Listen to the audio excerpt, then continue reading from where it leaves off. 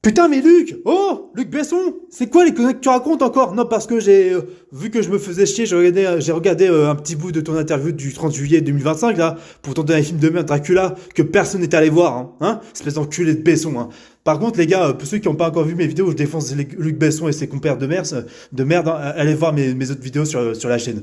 Donc, Trash Viewer signifie pour revenir sur ce que je disais sur ce gros fils de pute de Luc Besson. Il dit quoi là? Qu'en gros, avec son acteur Caleb, je sais pas quoi, pour Dogman, et ils ont fait un pari en mode ouais, on a parlé de différents personnages historiques qu'on pourrait faire ensemble, genre Napoléon, Frankenstein. Déjà, Frankenstein est un personnage de fiction écrit par Mary Shelley, ok?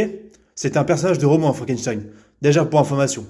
Si ce n'est que carrément, toi, tu serais le genre de mec, toi, Besson, à comparer, à dire que Frankenstein, en fait, c'est la créature. Alors que non, la créature, c'est la création de Frankenstein, pour information. C'est deux personnages différents, hein. Et là, t'as vu avec ton acteur qu'il fallait, bah, qu'on pouvait adapter Dracula, et que, ah ouais, ce serait cool, Dracula. Alors que ça n'a aucun putain de sens. On a bien vu le costume de Caleb machin truc, par rapport à son costume du comte Dracula, ça n'a aucun sens. Il n'a même pas la carrure. Et on sait tous que, de toute façon, Luc Besson a voulu faire ce film Dracula parce qu'il voulait tout simplement concurrencer Nosferatu, le remake de Nosferatu de Robert Eggers. Littéralement. C'est juste ça, bordel. Arrêtons de nous mentir, les gars. Arrêtons de nous mentir.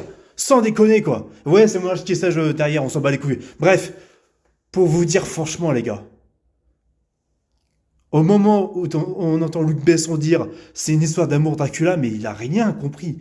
Moi qui j'ai certes lu il y a très longtemps, si ce n'est que j'ai lu trop rapidement le roman de Bram Stoker ne voulait absolument pas raconter une histoire d'amour avec Dracula. C'est pas ça le propos de Dracula de base, du personnage de Dracula. Le propos de Dracula de base, c'est une histoire d'un homme toxique qui veut posséder les femmes et qui veut en faire de la chair à canon et ses propres objets. C'est un En fait, Dracula, c'est l'image du simp ou de l'agresseur S, qui est dénoncé justement dans ce roman à la base.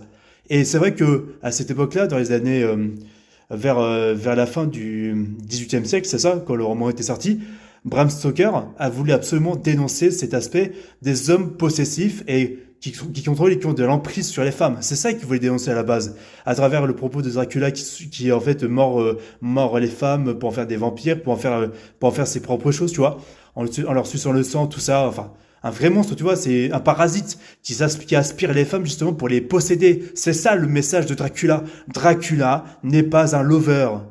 Et arrêtez de dire, ouais, mais Luc Besson, c'est dans le cinéma qu'il doit montrer l'amour. Mais parce que vous trouvez que Luc Besson, il montre l'amour, hein? Réellement l'amour, alors que c'est un agresseur sexuel dans la vraie vie, hein? Et c'est pas un hasard quand il a choisi Dracula, hein. Déjà qu'il est très con et très contradictoire avec lui-même. Donc justement, bon, maintenant dites-moi ce que vous en avez pensé.